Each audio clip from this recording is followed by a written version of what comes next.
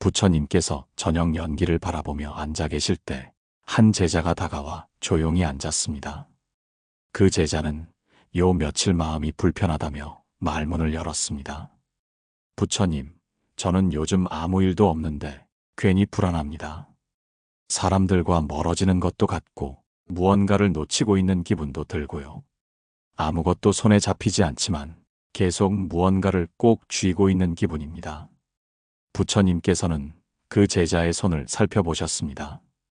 그리고 손바닥을 펴게 하신 뒤 바닥에 있는 작은 돌멩이를 하나 집어 올리게 하셨습니다. 이 돌을 내 손에 올려보아라.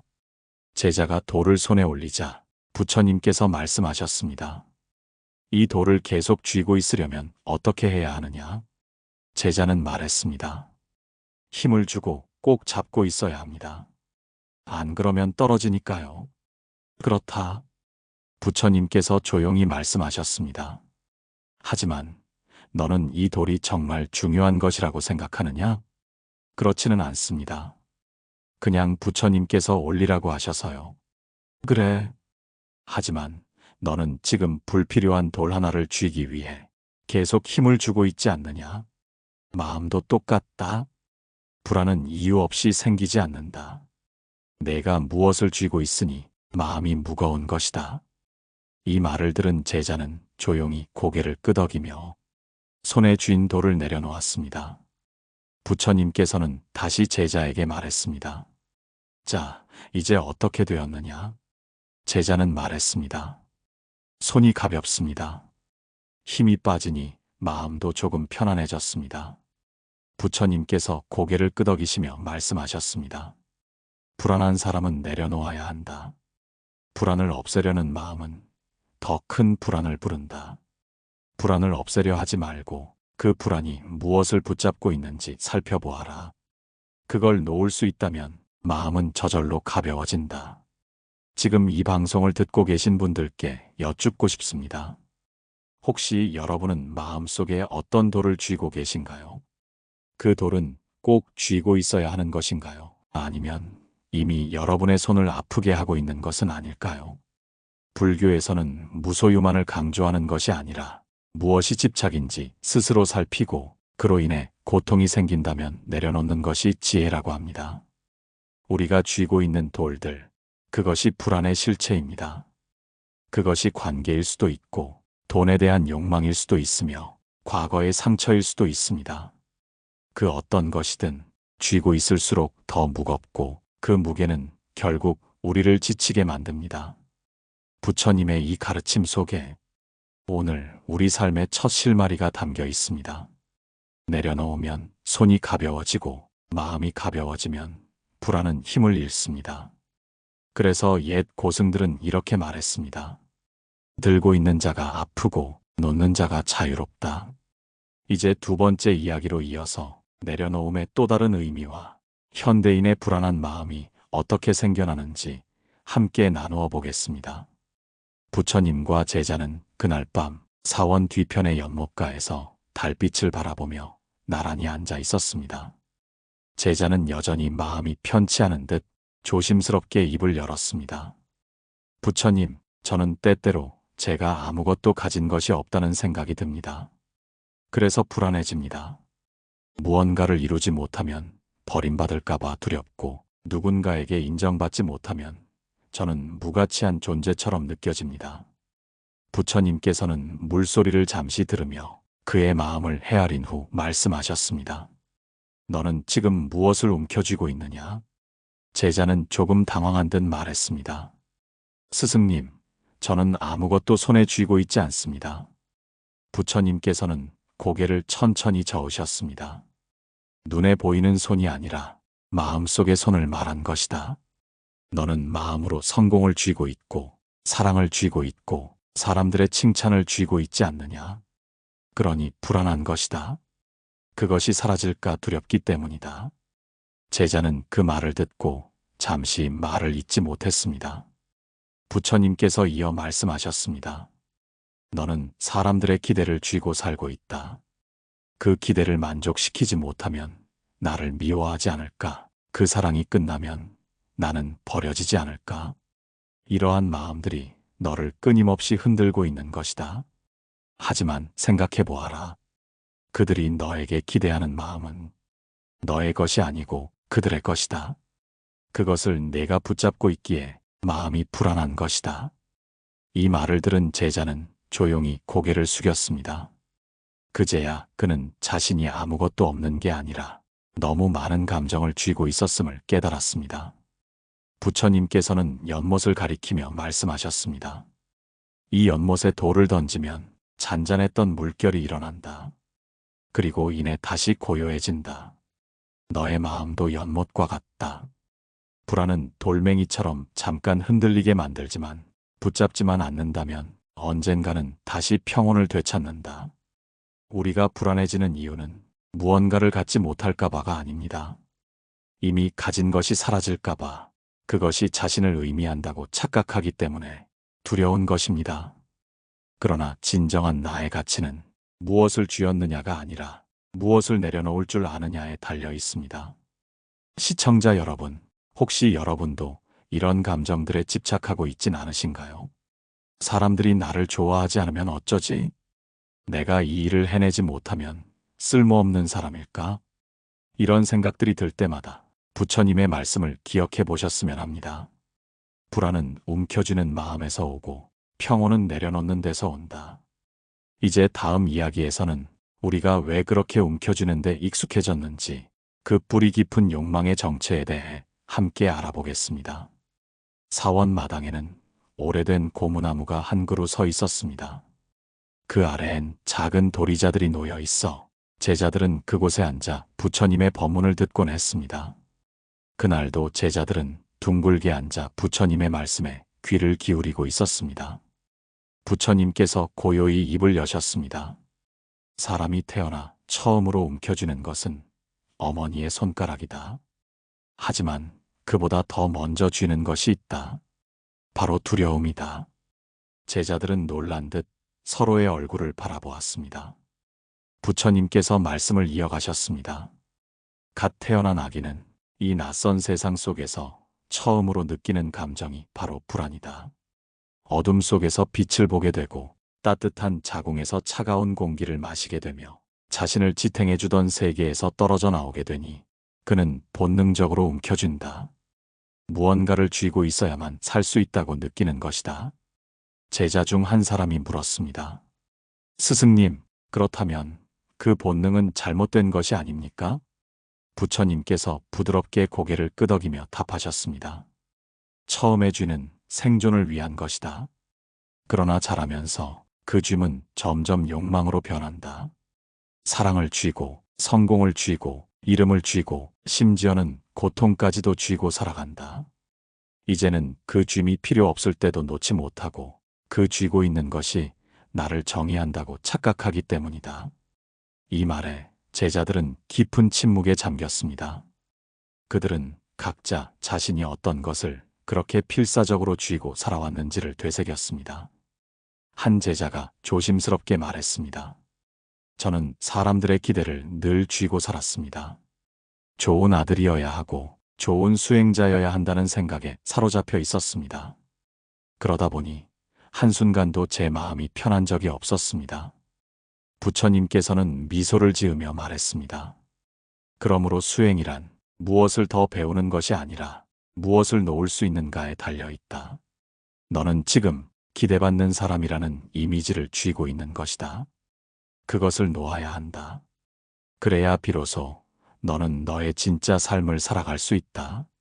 시청자 여러분, 혹시 여러분도 그런 생각을 하신 적 없으신가요? 내가 이 관계를 놓으면 나는 혼자가 될까봐, 이 직업을 놓으면 나는 무가치해질까봐, 이 이미지를 놓으면 나 자신이 사라질 것 같아서 그렇게 매일을 불안 속에서 살아가고 있진 않으신가요?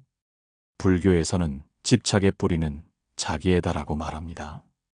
내가 이기적이어서가 아니라 내가 나를 너무 잃을까봐 두렵기 때문에 쥐고 있는 것입니다. 하지만 부처님은 이렇게 말씀하셨습니다. 진짜 너는 쥐고 있는 것 뒤에 가려져 있다. 그것을 다 내려놓고 나면 그제야 너는 진짜 너와 마주하게 될 것이다. 다음 이야기에서는 이제 그러한 집착을 내려놓기 위해 우리가 할 수 있는 수행의 첫걸음에 대해 이야기해 보겠습니다. 그 시작은 생각보다 단순하고도 따뜻한 것에서 비롯됩니다. 그날 아침, 제자 하나가 새벽녘 혼자 일찍 일어나 수련장 바깥에서 앉아 있었습니다. 그는 눈을 감은 채 고요히 숨을 들이마셨다가 내쉬고 있었고, 부처님께서도 그 모습을 한참 지켜보다가 다가가 조용히 옆에 앉으셨습니다. 무엇을 하고 있느냐? 부처님이 물으시자 제자는 눈을 뜨고 조심스레 대답했습니다. 스승님, 저는 제 마음을 들여다보고 있습니다. 그런데 아무리 들여다봐도 제 마음엔 놓을 수 없는 생각들이 가득합니다. 그것들을 지우려고 애쓰다 보니 오히려 더 마음이 불안해졌습니다. 부처님은 그 제자의 손에 조약돌 하나를 쥐어주셨습니다. 이것을 들고 팔을 뻗은 채 한참만 있어 보아라. 제자는 그대로 팔을 뻗고 조약돌을 들고 있었습니다. 몇 분 후 팔이 떨리고 땀이 흐르고 점점 고통이 느껴지기 시작했습니다. 부처님께서 물으셨습니다. 고통이 느껴지는구나? 제자가 고개를 끄덕였습니다. 그렇다면 그 고통을 없애려면 어떻게 해야 하겠느냐? 제자는 주저없이 대답했습니다. 조약돌을 내려놓아야 합니다. 부처님은 조용히 웃으시며 말씀하셨습니다. 마음도 같다? 마음을 다스리려 애쓸 필요도 없다. 그저 쥐고 있던 생각을 놓으면 된다. 우리는 괴로움을 지우려고 하지 말고 그 괴로움을 쥐고 있는 나를 알아차려야 한다. 이 이야기는 오늘날의 우리에게도 깊은 울림을 줍니다. 우리는 괴로움을 없애려 발버둥치지만 사실 괴로움은 쥐고 있는 생각일 뿐입니다. 그것을 놓는 순간 고통은 자연스레 사라지기 시작합니다. 예를 들어 누군가에게 받은 상처를 계속 떠올리면 그 사람은 지금 여기 없는데도 우리는 마치 그와 계속 싸우는 것처럼 느끼며 살아갑니다. 그러나 그 생각을 잠시 내려놓으면 우리는 더 이상 과거에 사는 사람이 아니라 지금 여기에 사는 사람이 됩니다. 불교의 수행 중 관심을 끊는 수행이 있습니다. 마음속에 계속 떠오르는 생각, 감정, 욕망을 억지로 억누르지 않고 그저 알아차리고 지나가도록 두는 연습입니다.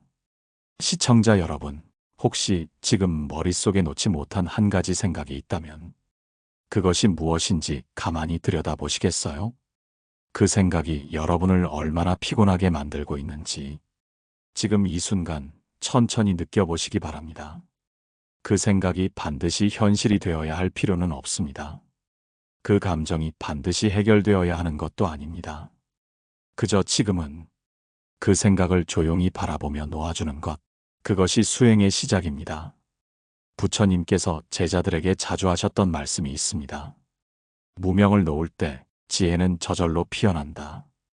이제 우리는 다음 이야기에서 그렇게 놓는 수행이 일상에서 어떻게 이어지는지, 우리 삶 속 구체적인 관계와 상황에서 어떻게 실천할 수 있는지를 함께 나누겠습니다. 부처님께서 어느 날 마을에 나가 설법을 마치고 돌아오는 길이었습니다. 한 제자가 다가와 조심스레 여쭈었습니다. 부처님, 오늘 마을 사람 중 한 분이 스승님의 가르침을 듣고도 비웃으며 말했습니다. 그 말이 제 마음에 걸려 한참 동안 잊히지가 않습니다. 어떻게 하면 그런 말에 마음이 흔들리지 않을 수 있을까요? 부처님은 고개를 끄덕이며 작은 예를 들어 설명하셨습니다. 내가 누군가에게 선물을 건넸는데 그 사람이 그것을 받지 않는다면 그 선물은 누구의 것이겠느냐? 제자는 잠시 생각한 후 스승님, 받지 않았다면 그 선물은 여전히 제 것입니다.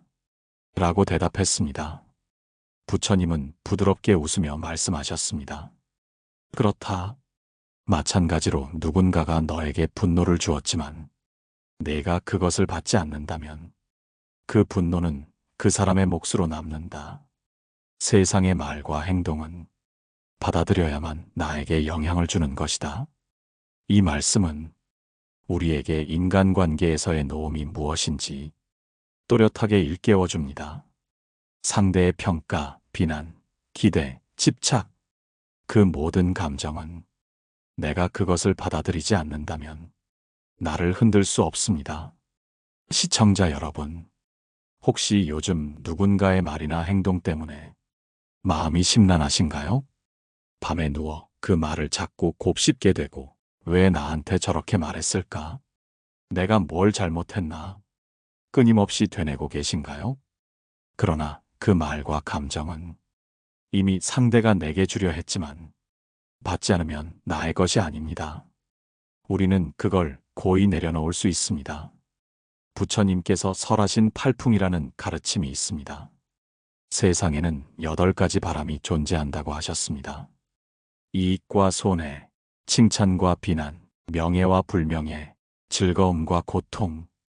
이 8가지는 끊임없이 우리를 흔들고 움직이게 하지만 그 바람을 모두 다 받지 않고 흘려보낼 줄 아는 이가 진정한 평화를 얻는다고 하셨습니다. 즉, 세상은 끊임없이 바람을 일으키지만 그 바람에 나의 몸을 맡길지 말지는 내 선택에 달려 있는 것입니다. 시청자 여러분, 이제는 질문을 드려볼게요. 지금 여러분의 마음을 흔드는 바람은 무엇인가요? 그 바람을 꼭 품고 있어야 하나요? 아니면 그저 내려놓고 지나가게 두어도 괜찮은 바람인가요? 다음 이야기에서는 이제 그 내려놓음이 우리 내면에 어떤 자유를 가져다 주는지를 더 깊이 들여다보겠습니다. 부처님께서 어느 날 숲속에서 명상을 마치신 뒤 제자들과 둘러앉아 말씀하셨습니다. 너희는 움켜쥔 손으로 물 한 방울도 받을 수 없다는 것을 아느냐? 이에 제자들이 고개를 끄덕이며 대답했습니다. 네, 스승님. 손을 꼭 쥐면 어떤 것도 받을 수 없습니다. 부처님께서는 이어서 말씀하셨습니다. 삶도 그렇다. 마음을 굳게 쥐고 놓지 않으면 아무리 많은 복이 다가와도 그것을 담을 수 없다. 참된 복은 빈 마음에만 머무는 것이다. 시청자 여러분, 혹시 지금도 꽉 쥐고 있는 감정이 있으신가요? 누군가에 대한 분노, 과거의 상처, 혹은 잃어버릴까봐 두려운 사랑. 그 감정들은 잠깐은 나를 지켜주는 듯 보이지만 결국엔 나를 가장 먼저 상하게 합니다. 왜냐하면 그것을 붙들고 있는 동안 나는 더 이상 새로운 감정을 받아들이지 못하기 때문입니다. 용서도, 기쁨도, 감사도, 그리고 평화도요. 한 노승이 있었습니다. 그는 평생 많은 제자를 가르쳤지만 말년에 몸이 아파 더 이상 법문을 하지 못했습니다. 어느 날 한 제자가 찾아와 조용히 물었습니다. 스승님, 오랜 세월 불법을 가르치셨는데 지금 가장 마음속에 남는 가르침이 무엇입니까? 노승은 조용히 미소 지으며 이렇게 말했습니다. 나는 지금 아무것도 쥐고 있지 않다. 그래서 편안하다. 이 짧은 한마디가 모든 수행의 본질을 담고 있습니다. 노음의 깊이만큼 우리는 자유를 얻습니다. 그리고 그 자유는 더 이상 바깥의 무엇도 나를 불안하게 만들지 못하게 해줍니다. 불교에서 자주 인용되는 적정이란 말이 있습니다. 소리 없고 움직임 없는 고요한 상태. 그것은 아무것도 없는 것이 아니라 모든 번뇌를 놓아버린 자리에 찾아오는 가장 깊은 평온입니다. 시청자 여러분, 오늘 이 방송을 통해 당신의 손안에 있는 불안, 그 하나라도 놓을 수 있었다면 당신은 이미 자유를 향해 나아가고 있는 것입니다. 이제 여러분께 작은 부탁을 드립니다. 이 이야기가 마음에 닿으셨다면 좋아요와 구독을 눌러주시고 가장 생각나는 분 한 분에게 이 평온한 이야기를 전해보세요. 다음 방송에서는 모든 괴로움은 이 한 가지에서 시작된다는 주제로 또 한 번의 깊은 여정을 함께 하겠습니다. 그때도 오늘처럼 마음을 가볍게 하러 오세요. 부디 평온하시길 바랍니다. 마음의 평온이었습니다.